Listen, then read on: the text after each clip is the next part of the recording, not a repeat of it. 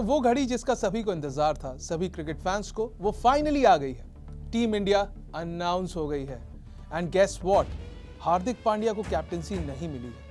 गुरु गंभीर और बीसीसीआई की सहमति से श्रीलंका टूर की टीम अनाउंस हो गई है।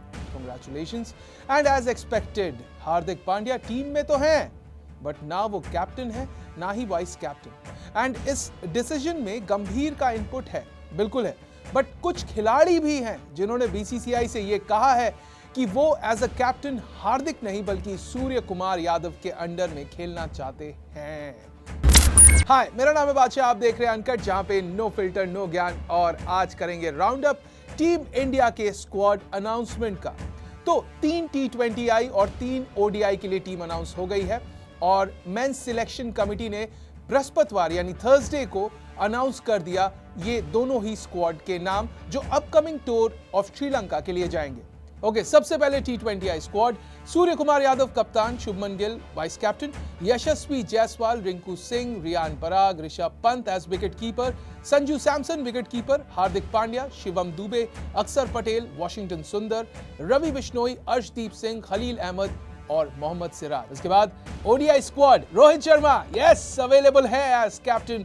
उसके बाद Shubman Gill vice captain, Virat Kohli, KL Rahul as wicket keeper, Rishabh Pant wicket keeper, Shreyas Iyer, Shivam Dube, Kuldeep Yadav, Mohammed Siraj, Washington Sundar, Arshdeep Singh, Riyan पराग, अक्षर पटेल, खलील अहमद और हर्षित राणा। इंटरेस्टिंग।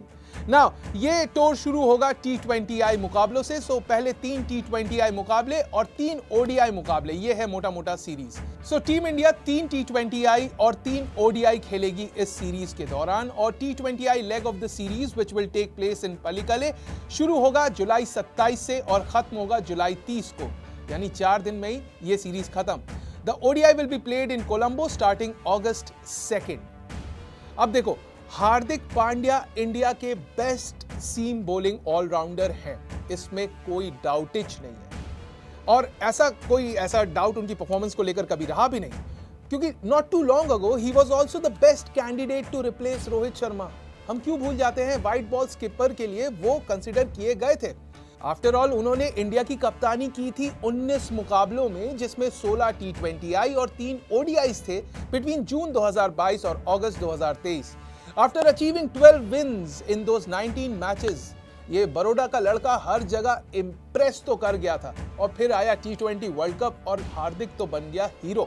बट कप्तानी रोहित शर्मा के बाद नहीं मिली हार्दिक को। रोहित शर्मा ने अपनी अनाउंसमेंट कर दी थी रिटायरमेंट की, भाई मैं रिटायर हो रहा हूं, लेकिन उसके बाद हार्दिक को जो कप्तानी मिलनी थी वो नहीं मिली। वाइस कप्तानी जो थी वो भी अब हाथ से छिन गई, ऑल्दो उन्होंने परफॉर्म तो अच्छा किया है, फिर क्यों नहीं मिला उन्हें। Now as India prepared for life after Rohit Sharma and Virat Kohli, दोनों ही रिटायर हुए, जड्डू भी रिटायर हो गए इन T20Is। हार्दिक को वैसे तो देखो कप्तानी मिल जानी चाहिए थी, क्योंकि उनके पास प्रूवन क्रेडेंशियल्स हैं, ट्रैक रिकॉर्ड है, लेकिन ऐसा हुआ नहीं, क्योंकि द सिलेक्टर्स एंड हमारे नए हेड कोच गौतम गंभीर, उन्होंने सूर्य कुमार यादव को प्रेफर किया T20I कप्तानी के लिए ओवर हार्दिक पांड्या। हार्दिक को तो इनफैक्ट खबरों के अनुसार कंसीडर नहीं किया गया वाइस कैप्टेंसी के लिए भी, और शुभमन गिल को वाइस कैप्टेंसी दे दी गई। पांड्या की परफॉर्मेंस के साथ कोई दिक्कत नहीं थी। He was one of India's most consistent cricketer, specially जब हम ICC टूर्नामेंट की बात करें, और T20 वर्ल्ड कप में भी क्या जबरदस्त परफॉर्मेंस दी है उन्होंने। फिर क्या वजह है, हाँ क्यों ऐसा हार्श ट्रीटमेंट हुआ हार्दिक पांड्या के साथ। देखो, इंडियन क्रिकेट में ना ये आंसर्स इतनी आसानी से और सीधे सीधे कहां मिलते हैं भाई। सबसे पहले तो हार्दिक की फिटनेस पर एक सवाल, एक प्रश्न चिन्ह बन गया था। Things first started to go south for the 30-year-old allrounder, जब अनफॉर्चुनेटली उन्होंने अपना एंकल ट्विस्ट कर लिया ODI वर्ल्ड कप के ग्रुप स्टेज के दौरान अगेंस्ट न्यूजीलैंड। वो इतना फ्रीक एक्सीडेंट था कि अगले 5 महीने तक हार्दिक क्रिकेट नहीं खेले, इंजरी की वजह से बाहर रहे। उसके बाद उनको बैक इश्यूज भी रहे, जिसकी वजह से वो गेंदबाजी भी नहीं कर पाए ऑलमोस्ट 1 साल तक। With the T20 World Cup just 6 months away, selectors and the board did not feel confident picking him as the captain. और इस बीच रोहित शर्मा की वापसी हो गई भाई। उन्होंने बोला हम तो खेलेंगे T20I वर्ल्ड कप, और यहाँ जो कैप्टन बनने का मौका था वो भी छिन गया, क्योंकि रोहित शर्मा के होते हुए दूसरा कोई कप्तान कैसे हो सकता है। और फिर रोहित की कप्तानी के अंडर हार्दिक को बनाया गया vice captain. Head coach Rahul Dravid was also persuaded to stay जब T20I वर्ल्ड कप खत्म हुआ, लेकिन वो नहीं रुके।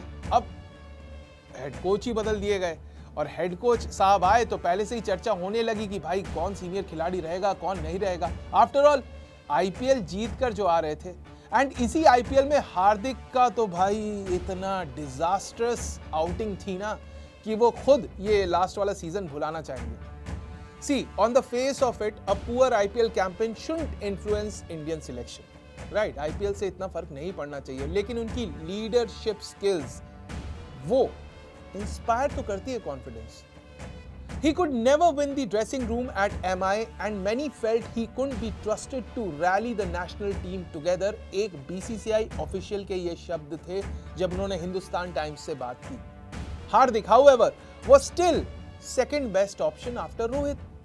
एंड हम सब तो यही सोच रहे थे कि भाई इसीलिए उन्हें T20 वर्ल्ड कप में रोहित शर्मा का डेप्यूटी बनाया गया। नहीं, उनके पास बैकिंग थी रोहित की, द्रविड़ की, लेकिन अब दोनों ही T20I से बाहर हो चुके हैं और नए कोच गंभीर, उन्हें चाहिए स्टेबिलिटी, एक ऐसा खिलाड़ी जो फिट भी हो और तीनों फॉर्मेट खेलने के लिए तैयार भी हो, लीड करने के लिए भी तैयार हो।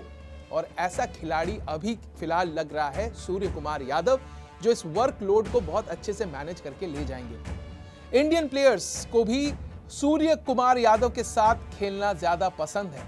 एंड दूसरी चीज, जब हार्दिक पांड्या ने T20I वर्ल्ड कप के बाद ब्रेक लिया और उनके फिटनेस को लेकर डाउट चल रहा था, तो उससे ना गंभीर के डाउट्स और बढ़ गए उनकी अवेलेबिलिटी को लेकर। शायद ये भी एक वजह होगी क्यों सूर्य कुमार यादव चूज किए गए। Now all this was going on, the BCCI received feedback from the players, और प्लेयर्स ने बोला कि भाई हमें सूर्या भाई के साथ खेलना है, मतलब हार्दिक के साथ भी खेलना है, लेकिन उसकी लीडरशिप के अंडर हम कंफर्टेबल नहीं है।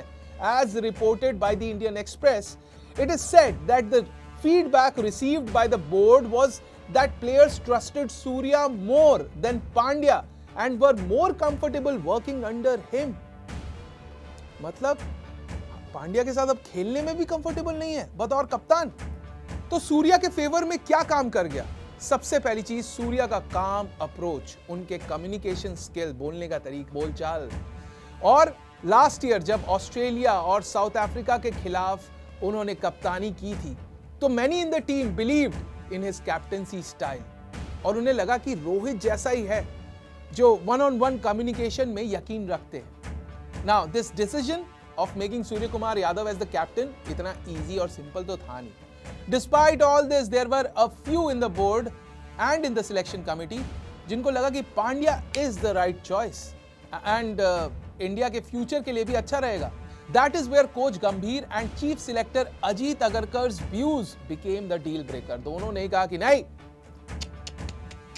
वो दोनों सेम पेज पर थे as far as picking Surya Kumar Yadav as the T20 captain। तो आप समझ रहे हो, गौतम गंभीर, अजीत अगरकर, दोनों को यही लगता है कि Surya Kumar Yadav is a better captain than Hardik Pandya. और अब मैं सोचने पर मजबूर हो जाता हूं कि T20I वर्ल्ड कप के बाद जिस तरीके से हार्दिक पांड्या को प्रमोट किया BCCI ने, स्पेशली जिस तरीके के रील्स, वीडियोस, पूरा campaign in and around Hardik Pandya and the team बुना गया, वो जो एक हीरो की स्टोरी आर्क बनाई गई, उसके बाद हार्दिक के साथ ऐसा ट्रीटमेंट, क्या ये सही है या गलत? देखो बॉस, जहां तक बात है परफॉर्मेंस की, तो सूर्य कुमार यादव को भी आप कम नहीं आंक सकते। मैं मान सकता हूं कि बहुत सारे व्यूअर्स ये कहेंगे कि boss, Hardik despite all that is happening in his professional and personal life made a comeback. शादी भी टूट गई, इंजरी भी हुई, उससे वापसी भी की, फॉर्म से बाहर गए, आईपीएल में बद से बदतर प्रदर्शन रहा टीम का, फिर भी वापस आकर टीम में अपना योगदान दिया और जिस तरीके का प्रदर्शन किया, स्पेशली फाइनल में जो 2 इंपॉर्टेंट विकेट्स लिए, उसके लिए तो ऋणी रहेंगे, लेकिन सिर्फ वही क्राइटेरिया नहीं होगा, ये क्लियर कर दिया है कोच गंभीर ने। इंटरेस्टिंग, यानी इस टीम में कोई एक हीरो नहीं, या तो सब हीरो होंगे या तो कोई भी नहीं। क्योंकि जैसा गंभीर को हम जानते हैं, गंभीर बिलीव्स इन इक्वालिटी।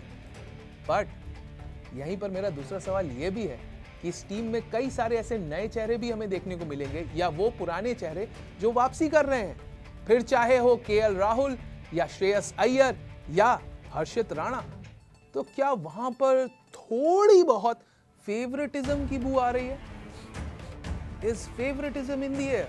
आप कमेंट करके बताना, मैं कोई एलिगेशन नहीं लगाने वाला हूं। बाकी टूर शुरू होने वाला है, टीम्स आ गई हैं, एंड अब इस डिबेट को पीछे छोड़कर आई एम एक्साइटेड टू सी कि इंडिया अपने पहले मुकाबले में क्या करती है, पूरे टूर में क्या करती है, एंड स्पेशली कोच गंभीर क्या करते हैं। तो इन सभी एक्साइटमेंट्स के साथ मैं विदा लेना चाहूंगा आपसे। अगर वीडियो पसंद आया तो प्लीज लाइक करना, शेयर करना, सब्सक्राइब करना एंड कमेंट जरूर करना कि क्या हार्दिक को कैप्टन या वाइस कैप्टन ना बनाना सही फैसला है कोच गंभीर एंड सिलेक्टर्स का।